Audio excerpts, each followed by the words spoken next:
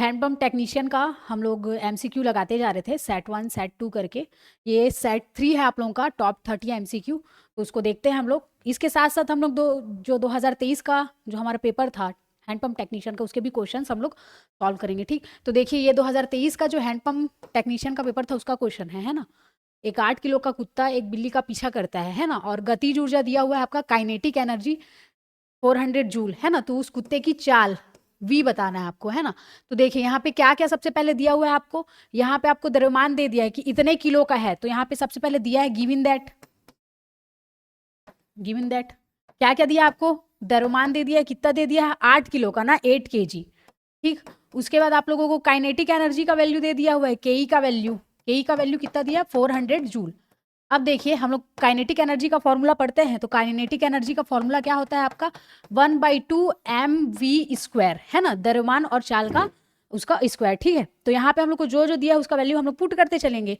तो हम यहाँ पे हम लोग वैल्यू पुट कर देते हैं ना। तो 1/2 m का वैल्यू कितना दिया हुआ है, 8 दिया हुआ है ना। और यहाँ पे हम लोगों को चाल नहीं पता है ना, v क्या है आपका, क्वेश्चन मार्क। ठीक, तो v आपका क्वेश्चन मार्क है, तो v की वैल्यू वैसी ही रहेगी v² करके। यहाँ पे काइनेटिक के की वैल्यू दे दिया 400। ठीक, तो यहाँ पे अब ये 400 यही का यही रहेगा। अब हम लोग क्या करेंगे, इधर ला लेंगे, जो बराबर के उस पार है उसको इधर ला लेंगे। तो यहाँ पे जैसे 2 आपका नीचे पे था, है ना, वो ऊपर आ जाएगा। तो 2 ऊपर आ गया, 8 आपका ऊपर था, इंटू में वो भाग के रूप में आ जाएगा। ठीक, और यहाँ पे v² रहेगा वैसी का वैसी। तो काट देते हैं यहाँ से हम लोग। जैसे कि हम लोग यहाँ से 8 एकम 8, 8 पंचे 40, 0 का 0, 50 इंटू 2 हो जाएगा यहाँ पे, है ना। 50 इंटू मतलब 50 इंटू 2। ठीक, तो 50 इंटू 2 कितना हो जाएगा, यहाँ पे v² रखना ही है, तो ये हो जाएगा 100। ठीक, और यहाँ पे v²। अब देखिए आपका v² इज इक्वल टू 100 है, तो √2 आपका जो घातांक है इधर चला गया, घात है ना 100, तो 100 का क्या हो जाएगा, 10 हो जाएगा। तो आपको जो v है, चाल है, आपको कितना मिल गया, 10 मिल गया। ठीक है, कितना मिल गया चाल आप लोगों को, 10 मीटर पर सेकेंड मिल गया। ठीक, 10 मीटर पर सेकेंड। ठीक, इसका यूनिट लगा देना, मीटर पर सेकेंड, है ना। क्या क्या देखो, सबसे पहले क्वेश्चन देखेंगे क्या क्या दिया हुआ है। काइनेटिक एनर्जी का वैल्यू दे दिया 400 जूल दे दिया, है ना। और आपको क्या बोलते हैं, 8 किलो का कुत्ता दे दिया, मीन्स आपको द्रव्यमान दे दिया, m दे दिया, है ना, मास दे दिया उसका। और फिर बोल दिया उसका चाल निकालो करके। ठीक, तो उसका चाल निकालेंगे v की वैल्यू। तो हम लोग क्या करेंगे, सबसे पहले हम लोग उसका फॉर्मूला याद रखेंगे। फॉर्मूला क्या होता है आप लोग का, के ई काइनेटिक एनर्जी बराबर 1/2 mv² होता है। तो वैल्यू रख दिया हम लोग, m का वैल्यू 8 और आपका v का वैल्यू तो नहीं पता, हम लोग को चाल ही निकालने बोला है, तो वो वैसी का वैसी रहेगा। यहाँ पे काइनेटिक एनर्जी का 400 रख दिया हम लोग वैल्यू। फिर उसके बाद यहाँ पे जो इंटू में था वो भाग के रूप में आ जाएगा, इस पर बराबर के, है ना, इक्वल के इस साइड।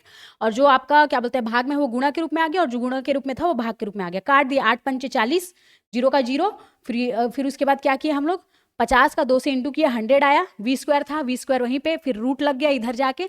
फिर आप लोग जैसे 10 गुणित 10 मतलब 100 को तोड़ोगे ना, तो 10 इंटू 10 करोगे तो फिर बाहर निकल जाएगा। तो बाहर निकल कितना हो, v is equal to 10 meter per second हो गया। ठीक, तो इस चीज को याद रखना। तो हमारा ए ऑप्शन राइट आंसर होगा। ठीक, क्या होगा, ए ऑप्शन राइट आंसर हो जाएगा। ठीक, अब चलते हैं नेक्स्ट क्वेश्चन में। दिया है 2 kg द्रव्यमान। ठीक, सिमिलर क्वेश्चन है उसी के टाइप, देख लीजिए। यहाँ पे क्या दिया है, m दिया है। फिर गिवन दैट में क्या लिख देंगे हम लोग, 2 kg द्रव्यमान दे दिया, मास। फिर उसके बाद वस्तु का यहाँ पे v भी दे दिया। ठीक, उसका चाल भी दे दिया 5 मीटर पर सेकेंड। उसकी गतिज ऊर्जा क्या होगी, अब यहाँ पे काइनेटिक एनर्जी निकालना है हम लोग को, के ई गतिज ऊर्जा क्या होगी। तो फॉर्मूला फिर से जो हम लोग को पता है, बेसिक फॉर्मूला इसका, उसको लगाएंगे 1/2 mv²। तो यहाँ पे हम लोगों को क्या दिया है, m और v का वैल्यू दे दिया है। तो m का वैल्यू कितना था हम लोगों का, 2 kg, और v² क्या है 5, तो 5 की घात 2 कर देंगे। तो 2 बार वो इंटू होके कितना आ जाएगा आपका, 25 हो जाएगा, है ना। यहाँ पे काइनेटिक एनर्जी ऐसी कैसी उतारेंगे। फिर देखिए यहाँ पे ये 2 से ये 2 को काट देना। ठीक, तो यहाँ पे आपका आ जाएगा 25। ठीक है ना। और काइनेटिक एनर्जी का आपका मात्रक क्या होता है, जूल होता है। जब v चाल निकालेंगे तो मीटर पर सेकंड रखना, और जब हम लोग काइनेटिक एनर्जी निकालेंगे तो उसका मात्रक क्या हो जाएगा, जूल हो जाएगा। तो यहाँ पे आंसर क्या आ जाएगा आपका, डी आ जाएगा 25 जूल। ठीक, 25 जूल। ठीक, कैसे किए, काइनेटिक एनर्जी का फॉर्मूला लगा दिए 1/2 mv²। m मास हम लोग को दिया हुआ था 2 kg, और आपका v दिया हुआ था 5 मीटर पर सेकंड करके रख दिए उसको, है ना। फिर यहाँ पे आपका क्या बोलते हैं फॉर्मूले में पुट किए, 2 से 2 काटे, 5 और 2 बार हम लोग क्या किए इंटू किए, घात में 2 लगा हुआ है तो स्क्वायर, है ना। 5 की घात 2, 5 की घात 2 है जो, है ना, 25 बना। काइनेटिक एनर्जी आ गया हम लोग का 25 जूल। ठीक, अब देखते हैं नेक्स्ट क्वेश्चन। किसी वस्तु की गतिज ऊर्जा 200 जूल है। अब देखिए फिर से गतिज ऊर्जा दे दिया, काइनेटिक एनर्जी दे दिया हम लोगों को 200 जूल। ठीक, फिर उसके बाद क्या दिया है, द्रव्यमान दे दिया, मास दे दिया उसका कितना 8 kg। ठीक, अब फिर से इसका चाल पूछ रहा है, ठीक, वीव, तो इसका क्या हो जाएगा क्वेश्चन मार्क, है ना, क्वेश्चन मार्क। क्या हो गया क्वेश्चन मार्क। तो फिर से वही फॉर्मूला लगा लेना। अब फॉर्मूला मुंह जुबानी याद होना चाहिए कि is equal to 1/2 mv²।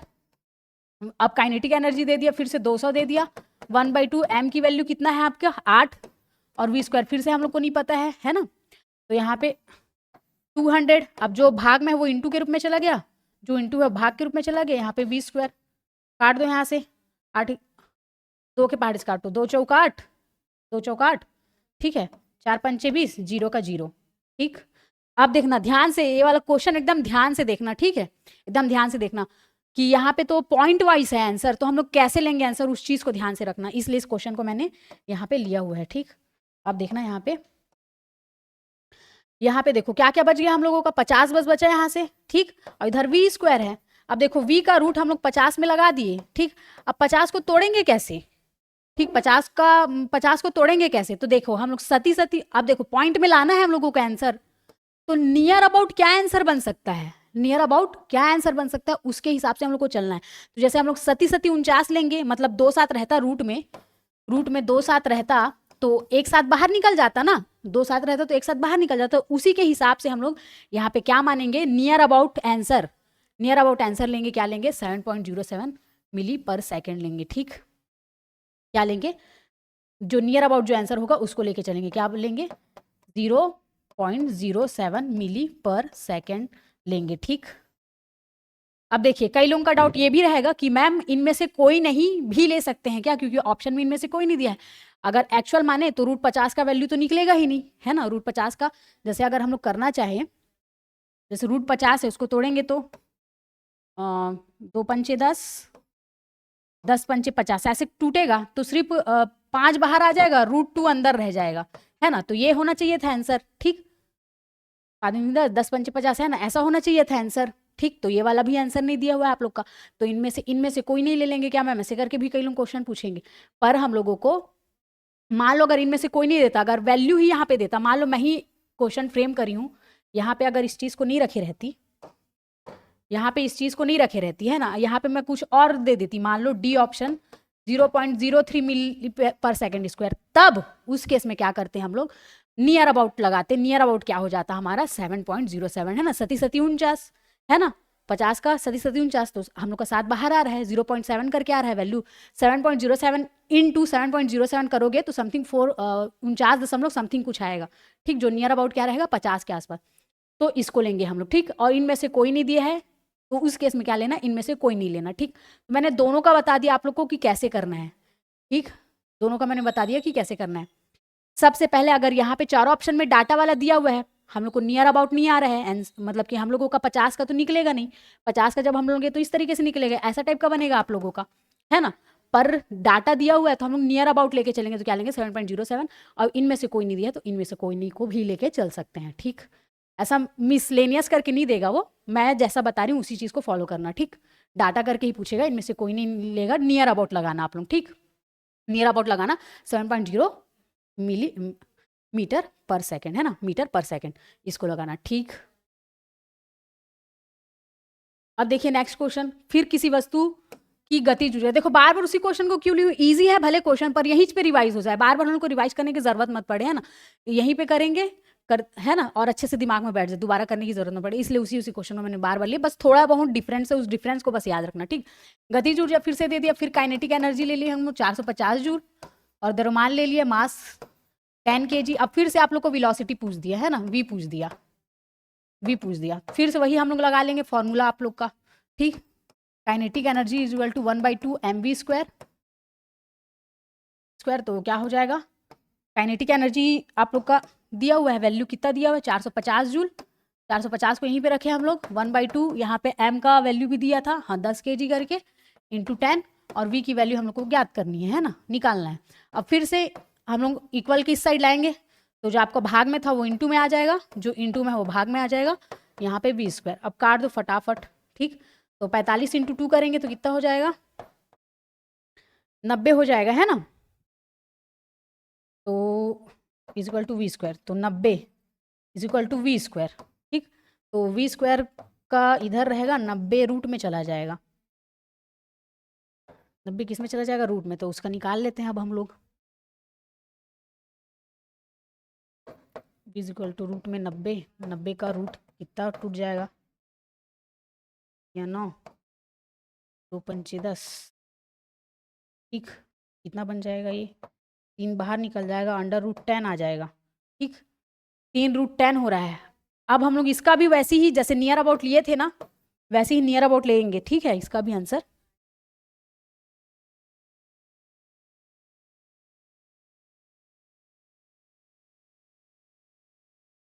Answer हम लोग क्या करेंगे, नियर अबाउट लेंगे, ठीक है।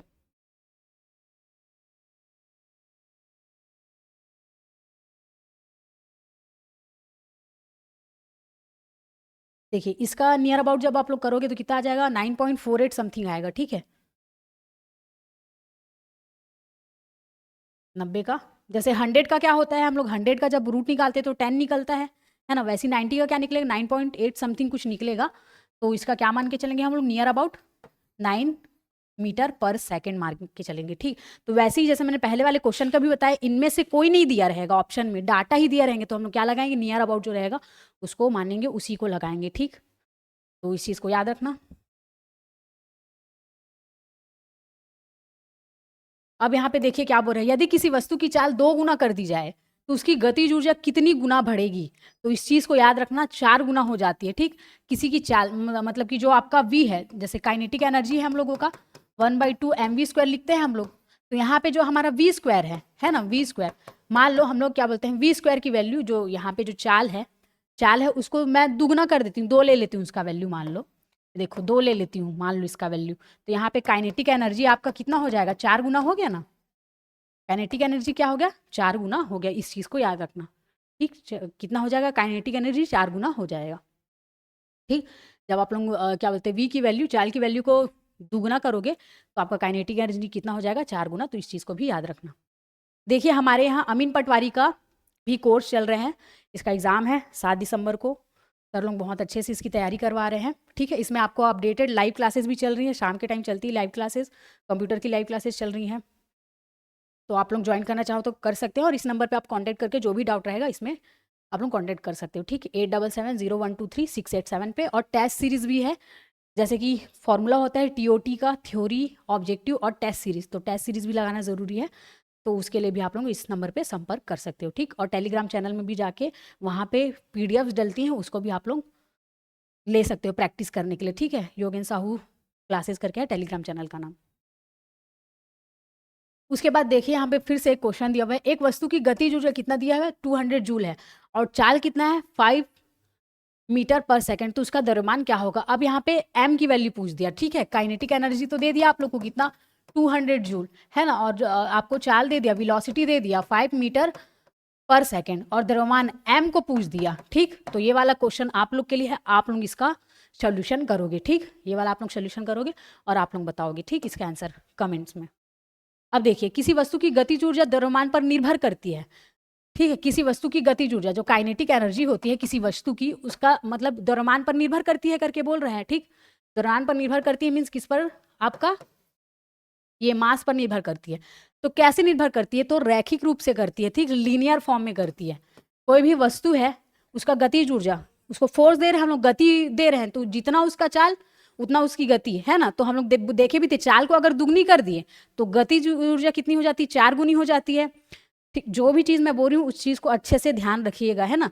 देखिए कोई भी वस्तु है उसकी चाल को अगर हम लोग बढ़ा रहे हैं, दुगनी कर रहे हैं, तो उसकी गतिज ऊर्जा जो है वो कितनी हो जाएगी, चौगुनी हो जाती है, बढ़ जाती है ना। तो उस चीज को याद रखना। तो ये और कौन से फॉर्म में रहती है, किस फॉर्म में निर्भर रहती है, रैखिक रूप से, लीनियर फॉर्म में रहती है, ठीक, रैखिक रूप से रहती है, इस चीज को भी याद रखना। उसके बाद देखिए यहाँ पे, यदि किसी वस्तु की गतिज ऊर्जा शून्य है, आप देखिए जो काइनेटिक एनर्जी है उसको अगर हम लोग शून्य रख दिए, काइनेटिक एनर्जी जो है हम लोग का m1/2 mv² जो होता है फॉर्मूला है ना, काइनेटिक एनर्जी को हम लोग 0 रख दिए तो क्या होगा, तो जो भी वस्तु वो क्या रहेगा, स्थिर अवस्था में रहेगा, तभी तो उसमें ना चाल लग रही ना उसमें कोई गतिज ऊर्जा लग रहा है ना, तो क्या होगा, वह स्थिर अवस्था में रहेगी। क्या रहेगी, वह स्थिर अवस्था में रहेगी। इस चीज को भी ध्यान रखिएगा। अब देखिए यहाँ पे, इस्पात में कार्बन की मात्रा बढ़ाने से खाली स्थान में वृद्धि होती है करके पूछ रहा है। अब यहाँ कार्बन से रिलेटेड क्वेश्चन है और ये भी आप लोगों का कब आया था, 2023 में आया था ये वाला क्वेश्चन, तो इस चीज को भी याद रखिएगा। ठीक, जो 2023 में बना था ये वाला क्वेश्चन आपका। तो देखिए इसमें 2-3 पॉइंट्स नोट करने वाले हैं आप लोग को, वो चीज को आप लोग नोट कर लीजिएगा। देखिए सबसे पहले तो इस्पात में कार्बन की मात्रा हम लोग बढ़ाते हैं तो उसमें कठोरता, हार्डनेस में वृद्धि होती है, इस चीज को याद रखना। ठीक, HARD, हार्डनेस में वृद्धि होती है ना। जब उसमें क्या बढ़ाएंगे हम लोग, इस्पात में कार्बन की मात्रा बढ़ाएंगे तो हार्डनेस में वृद्धि होगी, उस चीज को याद रखना। अब यहाँ पे जो आपका इस्पात है ना, तो उसमें कितने कितने पॉइंट्स में वैल्यू बढ़ते हैं तो उसको हार्डनेस, तन्यता कितनी बढ़ी है उस चीज को नोट करना है यहाँ पे। ठीक है, उस चीज को मैं यहाँ पे साइड में लिख देती हूँ, उस चीज को ध्यान रखना आप लोग।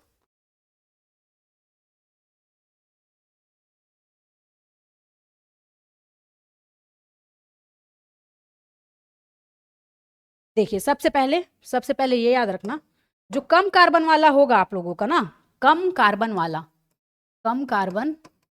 वाला जो इस्पात होगा, ठीक, दूसरा एक मध्यम वाला रहेगा, ठीक, मध्यम कार्बन वाला, ठीक, और एक फिर आप लोगों का एक और रहेगा। देखिए कम कार्बन वाला होगा तो उसका पॉइंट याद रखना है। ठीक, क्या याद रखना है आप लोग को, पॉइंट याद रखना है। ठीक है, जो भी डाउट रहेगा उसको लास्ट में पूछिएगा। ठीक, अभी देखिए जो कम कार्बन वाला रहेगा उसका क्या रहेगा, 0.15% से आपका रहेगा 0.25%, कितना, 0.25% कार्बन। ठीक, जो कम कार्बन वाला इस्पात रहेगा उसमें कितना परसेंटेज रहेगा, 0.15% से 0.25%। ठीक, 0.15 से 0.25। अब यही 0.25 से स्टार्ट होगा, जो मध्यम वाला होगा वो, तो मध्यम वाले का वैल्यू कितना होगा, 0.25 से आपका रहेगा 0.6% तक। ठीक, फर्स्ट का 0.15% से 0.25%, फिर मध्यम वाला जो कार्बन रहेगा आपका वो 0.25% से 0.6%, फिर उसके बाद आप लोगों का जो हार्डनेस हाई वाला रहेगा, उच्च कार्बन,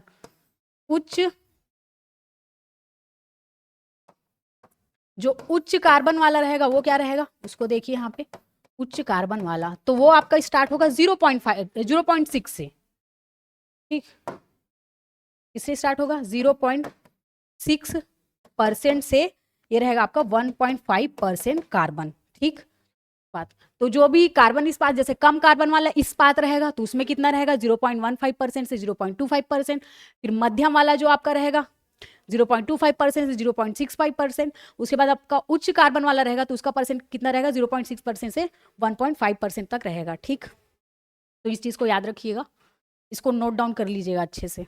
ठीक, तो यहाँ पे हम लोग 9 नंबर का आंसर देख ले, इस्पात में कार्बन की मात्रा बढ़ाने से कठोरता में, उसकी जो कठोरता है उसमें वृद्धि होती है। तो हम लोग तीनों प्रकार के जो आपके इस्पात थे उसका देख लिए कि कितना कितना उसमें मतलब कठोरता बढ़ती जाती है ना। तो एक कम वाला देखिए, एक फिर मध्यम वाला देखिए, फिर एक उच्च वाला देखिए। 0.15 से हो रहा था है ना, फर्स्ट वाला जो कम वाला था, फिर उसके बाद मध्यम वाला 0.25 से, फिर उसके बाद जो हार्डनेस और जो था उच्च वाला वो 0.6 से 1 पॉइंट तक जा रहा था। ठीक, इस चीज को याद रखना, इस वैल्यू को अच्छे से रट लेना। उसके बाद दिया है, यदि इस्पात में कार्बन की मात्रा कम हो तो वह क्या हो जाती है करके पूछ रहा है, 10 नंबर का क्वेश्चन। ठीक, तो ये क्या हो जाता है आपका, यदि इस्पात में हम लोग कार्बन की मात्रा कम हो तो, इस्पात में अगर कार्बन की मात्रा कम करते हैं तो क्या हो जाता है, भंगुर हो जाता है, बहुत ही क्या हो जाता है, वो भंगुर हो जाता है। अब क्यों हो जाता है इस चीज को भी याद रखना, जो इसमें कार्बन के कारण जो क्रिस्टली संरचना होती है ना, जो क्रिस्टली संरचना होती है वो क्या हो जाती है, टूटने लगती है, कमजोर टाइप की हो जाती है। ठीक, तो इस चीज को भी आप लोग याद रखेंगे। इसमें जो झटके लगते हैं है ना, इसमें जो झटके लगेंगे उसको सहने की क्षमता क्या हो जाएगी, कम हो जाएगी। इसमें जो झटके लगेंगे उसको सहने की क्षमता कम हो जाएगी। बस इतना याद रखना, यदि इस्पात में कार्बन की मात्रा कम हो तो क्या हो जाएगी, बहुत भंगुर हो जाएगी। ठीक, कठोर नहीं होती, अधिक तन्य, बहुत भंगुर, कमजोर ऐसा नहीं, बहुत भंगुर होगी। ठीक, ब्रिटल करके जो हम लोग पढ़े थे है ना, भंगुर को ब्रिटल करके पढ़े थे ना थ्योरी क्लास में वो। अब देखिए मध्यम कार्बन इस्पात की मात्रा लगभग कितनी होगी, तो कितनी हो जाएगी। जब हम लोग सबसे कम वाला देखे थे तो क्या था, ये वाला था, है ना। फिर जब देखे थे मध्यम वाला क्या था, ये वाला था आप लोगों का। नहीं नहीं नहीं, देखिए देखिए यहाँ पे देखिए, सबसे कम वाला देखे थे हम लोग, तो वो आपका 0.15 से शुरू हुआ था ना, 0.15% से 0.25 तक, ठीक है। फिर 0.25 से तो ये मध्य वाला है आपका, है ना, और 0.6 से जो था ये थर्ड वाला था, हाई वाला, ठीक। तो इस चीज को याद रखिएगा, तीनों का वैल्यू याद रखिएगा। तो ये कितना हो जाएगा आपका 11th नंबर का बी ऑप्शन हो जाएगा, ठीक। 11th का क्या हो जाएगा, बी ऑप्शन।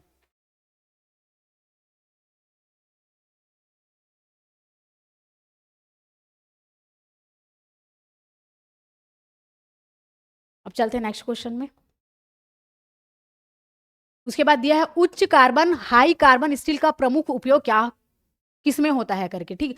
तो जो भी उच्च कार्बन इस्पात होंगे, हाई कार्बन स्टील, उसका उपयोग औजार टूल्स बनाने में किया जाता है, ठीक। किसमें किया जाता है, औजार टूल्स बनाने में, जैसे ड्रिल, बीट, छैनी, चाकू, ये सब बनाने में किया जाता है। और हाई का वैल्यू मैंने बताया था आपको 0.6 से कितना होगा, 1.5% कार्बन होगा इसमें, ठीक। 0.6% से 1.5% होगा, ठीक। स्टार्टिंग वाला जब रहेगा तो 0.15 से 0.25, फिर मध्यम वाला 0.25 से लेके आप लोग का 0.6, फिर 0.6 से लेके 1.5, ठीक। तो इस चीज को याद रखना। तो उच्च कार्बन हाई कार्बन स्टील का औजार टूल्स बनाने में किया जाता है, ठीक। अब देखिए इस्पात में कार्बन की मात्रा बहुत अधिक होने पर क्या होती है करके पूछ रहे हैं, ठीक है। अगला क्वेश्चन,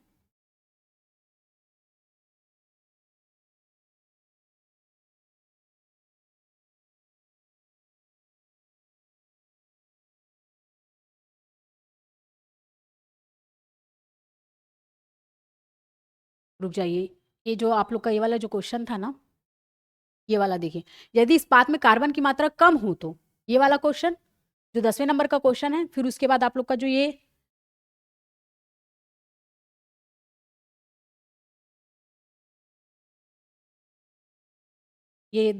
जो आप लोग का ये 10वें नंबर का क्वेश्चन, यदि इस्पात में कार्बन की मात्रा कम हो तो, ये वाला याद रखना। उसके बाद है आप लोगों का इस्पात में कार्बन की मात्रा बहुत अधिक होने पर, ठीक। एक बहुत अधिक होने पर और एक कम होने पर, तो उस चीज को याद रख लेते हैं हम लोग। कार्बन की मात्रा कम होने पर और अधिक होने पर, तो देखिए वहां पे थोड़ा सा मिस्टेक हुआ था। अगर वहां पे मात्रा अगर कम है, ठीक है, वहां पे अगर मात्रा कम है, वहां पे कम है, तो क्या होगा, जब यहाँ पे देखिए बहुत अधिक होने पर क्या हो जाएगा, ब्रिटल होगा, ठीक है, भंगुर होगा, ठीक। इस्पात में कार्बन की मात्रा बहुत अधिक होने पर क्या हो जाएगा, इस्पात भंगुर हो जाएगा। तो एक क्वांटिटी में मिलाते हैं, ठीक। इस चीज को याद रखना। वहां पे मैं उसको अधिक करके ही वो कर दी थी डिनोट, ठीक है। तो इस चीज को यहाँ पे थोड़ा सा सुधार लेना। यहाँ पे यदि इस्पात में कार्बन की मात्रा कम हो तो अधिक तन्य और नम्य होता है करके आएगा, ठीक है। 10 का जो सी ऑप्शन है आप लोगों का, ठीक। 10 का जो सी नंबर का ऑप्शन है ये वाला आएगा, ठीक है। और जब ज्यादा बोलेगा ना तब भंगुर होगा, ठीक। जब मात्रा यहाँ पे ज्यादा बोलेगा तब क्या हो जाएगा, आपका भंगुर होता है, ठीक। इस चीज को यहाँ पे नोट कर लेना। और एक चीज और यहाँ पे नोट करना, ये जो तन्य और नम्य जो होगा करके लिखा हुआ है ना, वहाँ पे एक चीज और नोट कर लेना आप लोग, कि हम लोग इस्पात देखे थे ना, जो स्टार्टिंग वाला जो सबसे नरम होता था 0.15 से 0.25 करके परसेंट हम लोग देखे थे, है ना, कार्बन का।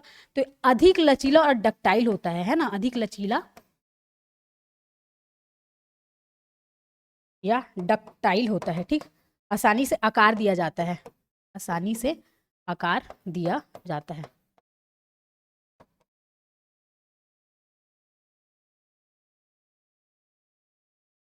ठीक, देखिए यदि इस्पात में कार्बन की मात्रा कम होगी तो क्या होगा, ये कम लचीला होता है ना। जितना ज्यादा हम लोग कार्बन मिलाते जाएंगे उतना क्या है, उसका हार्डनेस बढ़ते जाएगा, ठीक है। तो इसीलिए हम लोग देखे थे कि ये क्या बोलते हैं, निम्न कार्बन में आता है ना, कम वाला कार्बन। फिर उसके बाद हम लोग जो मध्यम वाला देखे थे 0.25, यहाँ पे क्लियर कर लीजिएगा अच्छे से, ठीक है। वो कम ज्यादा में थोड़ा मेरे को भी डाउट हो गया था वहाँ पे, ठीक है।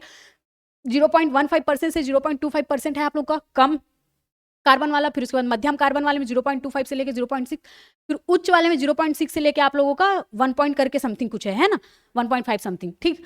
तो जब ज्यादा यहाँ पे कम है तब अधिक तन्य और नम होगा, तो इसको क्या कर रहे हैं हम लोग, आसानी से आकार दे रहे हैं, ठीक है। अधिक लचीला डक्टाइल है और इसको आसानी से हम लोग क्या दे रहे हैं, आकार दे रहे हैं। पर यहीं पे जब ज्यादा होगा कार्बन की मात्रा तो ये क्या हो जाता है, बहुत भंगुर हो जाता है ना। तो इसमें क्या है, सहने की क्षमता नहीं रहती है, ठीक, सहने की क्षमता नहीं रहती है उतनी ज़्यादा। ठीक, इसीलिए जितना कम कार्बन मिलेगा उतना शुद्ध ही रहता है, मस्त है ना, लचीला आकार बन जाता है। इस चीज़ को यहाँ पे बस याद रखना। ठीक, और मध्यम कार्बन का तो देख लेते हैं हम लोग 0.25, बस ये वाला थोड़ा सुधार लेना। ठीक है, 10 नंबर का जो था उसको सुधार लेना। अब देखिए यहाँ पे मध्यम कार्बन वाला तो देख ले 0.25% और 0.6% करके। अब उच्च कार्बन इस्पात का प्रमुख उपयोग क्या होता है, तो औजार टूल्स, इसको भी देख लिए थे। अब मात्रा बहुत अधिक हो रहा है तो इस्पात भंगुर ब्रिटल बन जाता है। ठीक, इस चीज को याद रखना। उसके बाद देखिए निम्नलिखित में से कौन सा कार्बन स्टील का प्रकार नहीं है, 14 नंबर का।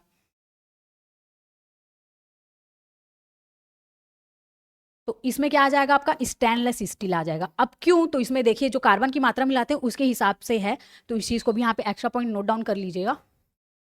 कौन सा कार्बन स्टील का प्रकार नहीं है करके बोल रहे हैं। बाकी और जो ये तीनों नाम भी याद करिएगा आप लोग। ठीक, कि निम्नलिखित में से कौन सा कार्बन स्टील का प्रकार नहीं है, प्रकार है करके। ठीक, तो लो कार्बन स्टील और हाई कार्बन स्टील और माइल्ड स्टील, ये आपके स्टील के प्रकार हैं, बस स्टेनलेस स्टील नहीं है। और क्यों नहीं है, तो उस चीज को भी एक्स्ट्रा पॉइंट जो है उसको नोट डाउन कर लीजिएगा। स्टेनलेस स्टील में क्या होता है, आपका क्रोमियम और निकल होते हैं। ठीक, क्रोमियम मीन्स Cr और निकल मीन्स Ni होते हैं। ठीक, जिसे जंगरोधी बनाते हैं, जो इसे जंगरोधी बनाते हैं, तो ये स्टेनलेस स्टील क्या होता है, जंगरोधी बन जाता है। ठीक, जंगरोधी बन जाता है। ठीक, इसमें क्या क्या मिला रहता है, क्रोमियम और निकल मिला रहता है, जिससे क्या हो जाता है, ये जंगरोधी बन जाता है। इसलिए इसे यह अलॉय स्टील कहलाता है। क्या कहलाता है, अलॉय स्टील कहलाता है। कौन सा आप लोग का, स्टेनलेस स्टील। ठीक, ठीक, इस चीज को याद रखना। ठीक, निम्नलिखित में से कौन सा स्टील का प्रकार नहीं, तो सबसे पहले स्टील के प्रकार याद करो। लो कार्बन स्टील होता है, हाई कार्बन स्टील होता है, माइल्ड स्टील होता है। अब नहीं होता है कौन सा, स्टेनलेस स्टील, क्योंकि इसमें क्रोमियम और निकल होता है तो जंगरोधी बन जाता है, इसके कारण ये। और अलॉय स्टील भी इसको बोलते हैं। इस चीज एक्स्ट्रा जो पॉइंट है उसको आप लोग नोट डाउन कर लेना। ठीक, उसके बाद है फाइन पिच हेक्सा ब्लेड का क्या उपयोग है। इससे पहले आप लोग क्या समझ लो, पिच, पिच क्या होता है, तो हम लोग थ्योरी क्लास में भी देखे थे। पिच मीन्स क्या होता है, इसमें मतलब कि जो इतना है, इसमें दांतों की संख्या कितनी है ना, पर इंच में दांतों की संख्या कितनी है, उसको हम लोग क्या बोलते थे, पीच करके पढ़ते थे। ठीक, याद आ रहा होगा आप लोग को।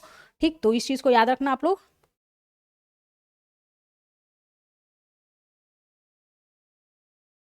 तो यहाँ पे क्वेश्चन में क्या पूछा है कि फाइन पिच हेक्साब्लोड का उपयोग हम लोग किस लिए करते हैं करके। तो हम लोग किस लिए करते थे, पतली ट्यूब को काटने के लिए करते थे। ठीक, पतली ट्यूब को काटने के लिए करते थे। पिच मीन्स क्या होता है, 1 इंच में, जो भी 1 इंच है उसमें दांतों की संख्या कितनी है, इंच में दांतों की संख्या कितनी, 1 इंच में दांतों की संख्या कितनी है। ठीक, इसका भी पूछ देता है, पिच मीन्स क्या होता है, तो 1 इंच में दांतों की संख्या कितनी है, ऐसे करके रहता है पिच। ठीक, तो पतली ट्यूब को काटने के लिए यूज किया जाता है। और पिच का याद रखना, 1 इंच में दांतों की संख्या कितनी है उस पर निर्भर करता है। अब देखिए हम लोग दो ठो पिच मतलब 3 प्रकार के पिच पढ़े थे, उसको भी आप लोग नोट डाउन कर लेना, यहाँ पे नोट डाउन कर सकते हैं। ठीक, कोरस पिच करके पढ़े थे, और दूसरा पढ़े थे मीडियम पिच,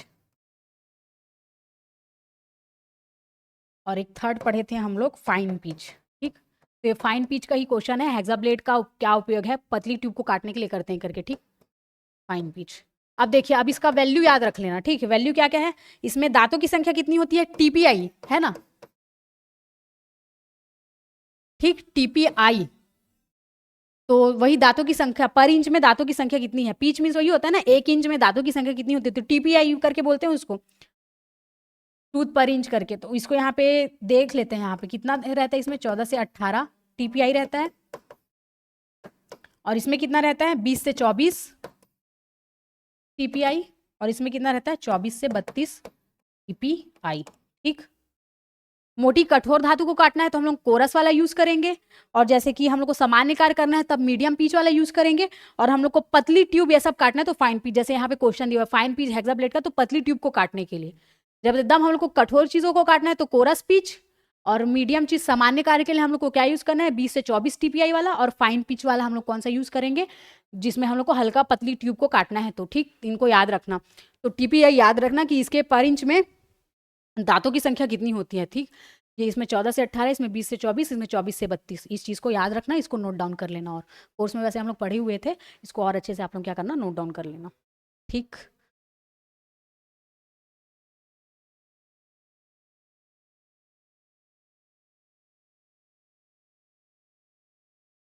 अब देखिए नेक्स्ट क्वेश्चन है, हेक्साब्लेड किस धातु से बनाया जाता है करके दिया हुआ है, ठीक। तो यहाँ पे देखिए ये आपका किससे बना रहता है, हार्ड कार्बन स्टील से बना होता है, ठीक, HSS। ठीक, थ्योरी क्लास में भी देखे थे, HSS मीन्स क्या होता था, हाई कार्बन स्टील, ठीक, क्या होता था, हाई कार्बन स्टील। तो देखिए हेक्साब्लेड किस धातु से बनाया जाता है, आपका जो हेक्साब्लेड काटने वाला रहता है घरों घर भी पाया जाता है ना, और नॉर्मल मशीन वाला बड़ा वाला तो वो तो होता ही है अलग से। तो किससे बना रहता है आपका, हाई कार्बन स्टील से बना होता है, ठीक। ये क्या करता है, जो गर्मी होती है और घर्षण होता है उसको क्या करता है, इजिली झेल लेता है, ठीक। गर्मी और घर्षण को क्या करता है, ये इजिली झेल लेता है ना, इस चीज को याद रखना, घर्षण को इजिली झेल लेता है, कौन सा आपका, हाई कार्बन स्टील, ठीक, HSS। इसलिए इसका उपयोग हम लोग क्या करते हैं, कोई भी औजार को काटने के लिए, कोई भी जो धातु होता है उसको काटने के लिए इसका यूज करते हैं। अब देखिए इसमें क्या लिखा हुआ है, 17 नंबर का क्वेश्चन, यदि हेक्साब्लेड में बहुत अधिक दांत TPI हो, ठीक। अब देखिए यदि हेक्साब्लेड में बहुत अधिक दांत हैं TPI, पर इंचेस में दांतों की संख्या क्या है, ज्यादा है, तो उसके बारे में क्वेश्चन पूछ रहा है। तो इसमें क्या हो जाएगा, उसके हिसाब से ये सी ऑप्शन हो जाएगा, काटना धीमा हो जाएगा लेकिन मुलायम होगा। काटना क्या हो जाएगा, धीमा प्रोसेस हो जाएगा और क्या हो जाएगा, मुलायम होगा, ठीक। इस चीज को याद रखना, इस तरीके के भी क्वेश्चन बन सकते हैं। यदि हेक्साब्लेड में बहुत अधिक दांत TPI हो तो हम लोग जैसे जानते हैं, एक पीच, पीच मीन्स क्या होता है, 1 इंच में पर दांतों की संख्या कितनी है, दांतों की संख्या कितनी है ना, 1 इंच में दांतों की संख्या कितनी है। तो यहाँ पे अगर दांतों की संख्या ज्यादा है बोल रहा है, तब काटना क्या हो जाएगा, धीमा हो जाएगा लेकिन मुलायम होगा, इस चीज को भी याद रखना। अब देखिए यहाँ पे क्वेश्चन पूछा है 18 नंबर का, कि मोटी और कठोर धातु को काटने के लिए कौन सा ब्लेड उपयुक्त होता है। तो हम लोग 3 ब्लेड पढ़े थे आपका, है ना। 3 ब्लेड में हम लोग देखे थे कि एक आपका कोर्स पीच होता है, ठीक, जो कि यही यूज होता है आपका किसमें, मोटे और कठोर धातु को काटने के लिए। वहीं पे हम लोग मीडियम वाला जो देखे थे, सामान्य कार्य के लिए यूज करते थे हम लोग, ठीक। तो किस लिए यूज करते थे, सामान्य कार्य के लिए। और जो नॉर्मल पतली ट्यूब काटने के लिए हम लोग किसका यूज करते थे, कोरस वाला, फाइन पिच वाला यूज करते थे, ठीक है ना, पतली ट्यूब्स को काटने के लिए। तो इस चीज को याद रखना, इन तीनों को अच्छे से रट लेना, ठीक। 14 TPI जो वैल्यू मैंने वहां पे लिख के बताया था उस वैल्यू को याद रखना।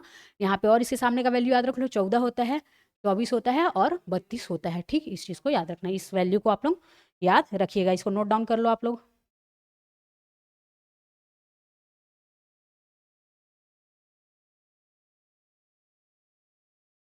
अब चलते हैं नेक्स्ट क्वेश्चन में, हेक्सा ब्लेड के टूटने का मुख्य कारण क्या है। तो देखिए इसमें ऑप्शंस को देख लेते हैं, गलत ब्लेड का अगर हम लोग यूज कर लिए, अत्यधिक दबाव डालना, असमान स्ट्रोक, उपरोक्त सभी। तो देखिए हेक्सा ब्लेड का टूटने का कारण ये सारे हैं, ठीक। अगर गलत ब्लेड आप लोग यूज कर लिए, या उसको एकदम ज्यादा तेजी से यूज कर लिए है ना, या थोड़ा सा फ्लक्चुएट हो गया, तो इन सब के कारण, और एकदम ज्यादा प्रेशर डाल दे तो इन तो उपरोक्त सभी आ जाएगा। हेक्सा ब्लेड के टूटने का मुख्य कारण क्या होता है आपका, सारे होते हैं, ये सारे आपके होते हैं, ठीक।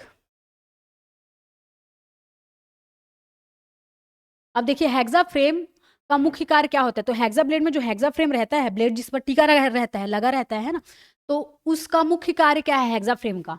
तो क्या रहता है, ब्लेड को पकड़कर तनाव, टेंशन देना, टेंशन देता है, फिर उसी के बेस पे ही तो कटता है आपका जो भी औजार हम लोग काटते हैं, है ना। तो आपका क्या हो जाएगा, 20वें नंबर का बी ऑप्शन हो जाएगा, क्या हो जाएगा, बी ऑप्शन हो जाएगा, ठीक। इस चीज को लगा लीजिएगा आंसर। अब देखिए फिर से अगला क्वेश्चन ड्रिल बिट के ऊपर है ना, ये भी 2023 में आपके पूछा गया था। तो ड्रिल बिट का साइज कैसे मापा जाता है, तो लैंड के बीच से नापा जाता है। तो ड्रिल बिट हम लोग देखते हैं, कोई भी ऐसे स्क्रू है हम लोगों का, है ना, तो ऐसे ऐसे करके बना रहता है जो स्क्रू, ठीक, ऐसा घुमावदार टाइप का बना रहता है ना। तो यहाँ पे ऐसा टाइप का निकला रहता है, तो ये जो लैंड के बीच से हम लोग क्या करते हैं, ड्रिल बिट का साइज नापते हैं, ठीक।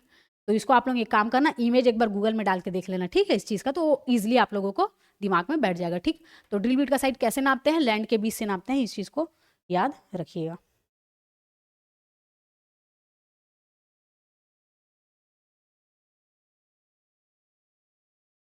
जो भी कटिंग किनारों के जो बाहरी भाग होते हैं वही आपके क्या कहलाते हैं, लैंड कहलाते हैं, ठीक है। तो लैंड के बीच से करते हैं, ठीक। उसके बाद ड्रिल बिट का कौन सा भाग कटिंग कार्य किया जाता है, तो किसका कार्य लिप, लिप करके है ना इसका आंसर,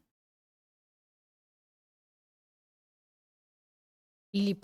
जो ड्रिल बिट होता है उसके आगे वाला जो पोर्शन होता है ना, जो ड्रिल बिट होता है आपका, उसका आगे वाला जो पोर्शन होता है, तो वही कटिंग कार्य करता है, जिसको हम लोग क्या बोलते हैं, लीप बोलते हैं। तो इसका एक बार डायग्राम देख लेना आप लोग गूगल में, तो ईजिली समझ आ जाएगा, ठीक।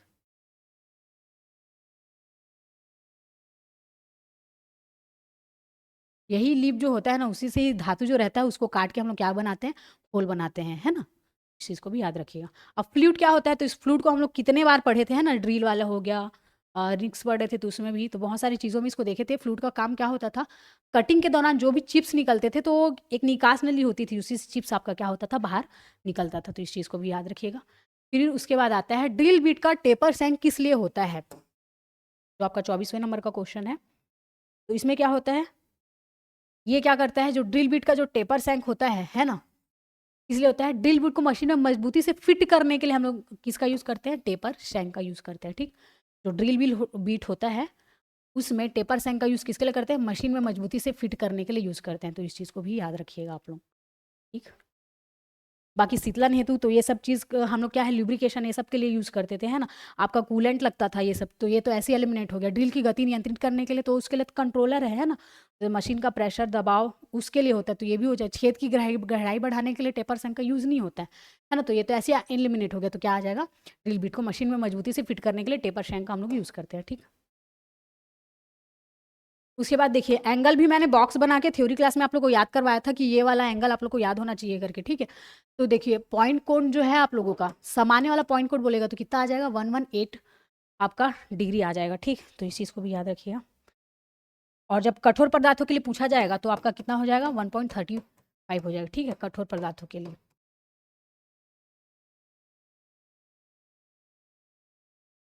ठीक, सामान्य पॉइंट कोण बोल रहा है तो 118, और कठोर पदार्थों के लिए अगर पूछेगा कोण तो कितना हो जाएगा, 135 आ जाएगा। ठीक, तो इस चीज़ को याद रखिएगा।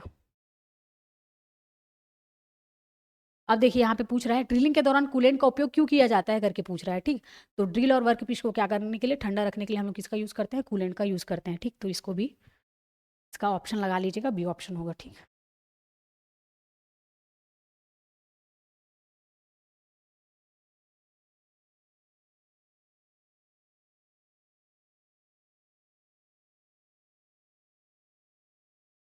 ये वाला क्वेश्चन यहाँ पे करेक्शन कर लीजिएगा। फुट में कितने इंच होते हैं, तो यहाँ पे 4 फुट लगा लेना। ठीक है, क्वेश्चन ये आया था, 2023 का क्वेश्चन है आप लोग का, 4 फुट में कितने इंच होते हैं करके, कितने इंच होते हैं, तो 4 फुट में आपके होते हैं 48 इंच। ठीक, 4 फुट में कितने होते हैं, 48 इंच होते हैं। इस चीज़ को याद रखिएगा।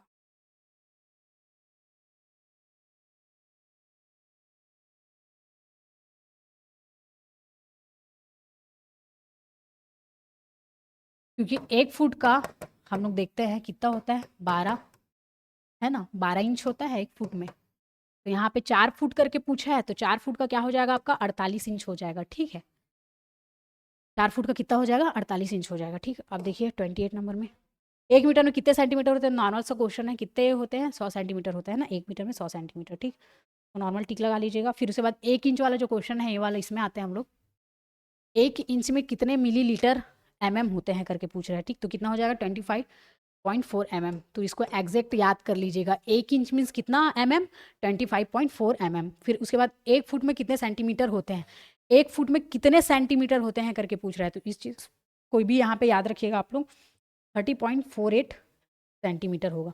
सेंटीमीटर के बेस में क्वेश्चन बना है। ठीक है, 1 फुट में कितने सेंटीमीटर, तो 30.48 सेंटीमीटर, और 1 इंच में कितने मिलीमीटर करके पूछा है, तो उसके हिसाब से आंसर लगाइएगा। 29 नंबर का 25.4 और इसमें ये वाला जो था आपका 4 फुट का क्वेश्चन था, मतलब 2023 के हैंडपम्प टेक्नीशियन में आया था ये वाला क्वेश्चन। 4 फुट में कितने इंच होते हैं, तो 48 इंच होते हैं। ठीक, इस चीज़ को याद रखिएगा। तो आपका 30 MCQ कंप्लीट होता है, फिर आगे और हम लोग करेंगे। ठीक है, ये सेट 3 था, सेट 4 फिर आएगा आपका।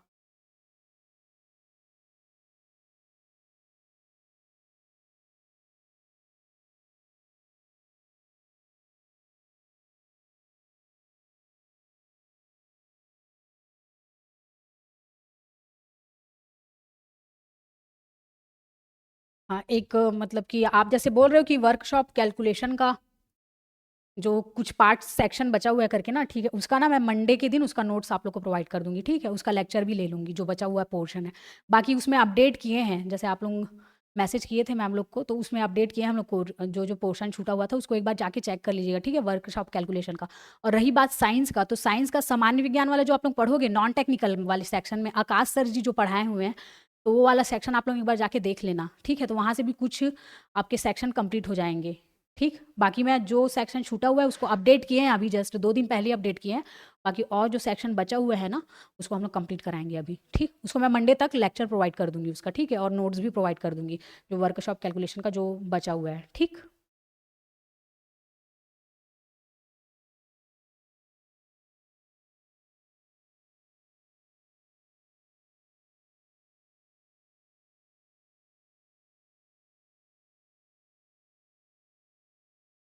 नहीं, उतना मत है बड़ा सिलेबस, लेकिन उससे क्वेश्चन कैसे बनते हैं एक बार वही मैंने बोला ना, प्रीवियस ईयर का क्वेश्चन एक बार उठाओ और उससे रिलेटेड करो करके, ठीक? तो वही अभी हम लोग प्रीवियस ईयर के क्वेश्चन पेपर से रिलेटेड एनालिसिस करके अभी कर रहे हैं, एमसीक्यू प्रैक्टिस ना, तो उसी में ही कवर करते भी चलेंगे उसको, ठीक है? बाकी मैं जो सेक्शन छूटा हुआ है ना उसको देख लूँगी। बाकी जितना भी कोर्स में डल चुका है आप लोगों का कैलकुलेशन का पार्ट और साइंस का पार्ट, उसको अच्छे से कर लेना आप लोग, ठीक है?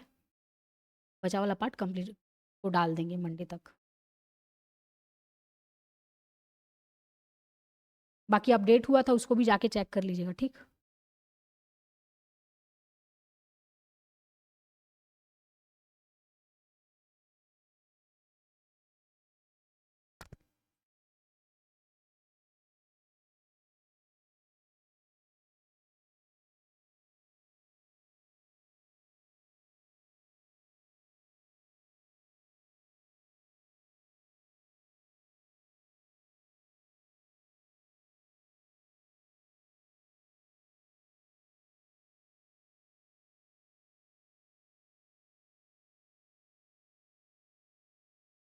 सिक्सटी फाइव में मिनिमम कितना आ सकता है ma'am workshop calculation and science में? तो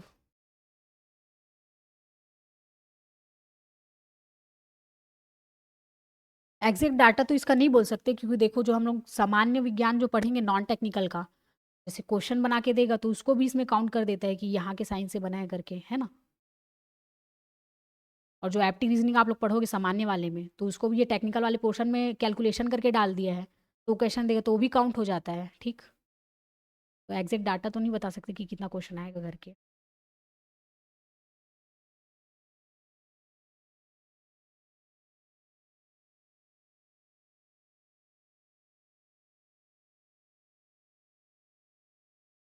बाकी जो अपडेट हुआ है उसको जाके एक बार देख लीजिएगा, ठीक है? कैलकुलेशन वाले में और भी योगेंद्र सर के लेक्चर, उसमें 2-3 लेक्चर हम लोग डाले हैं, और एक बार जाके आप लोग चेक कीजिएगा। और जो बचा वाला सेक्शन है उसको मैं मंडे तक नोट्स टाइप करवा के फिर उसको मैं लेक्चर ले लूँगी, ठीक है? बाकी एमसीक्यू के थ्रू हम लोग जो बचे हुए सेक्शन है उसको करते जा रहे हैं, तो उसका टेंशन मत लीजिएगा, ठीक है? ठीक है, क्लास यहीं पे स्टॉप करते हैं फिर।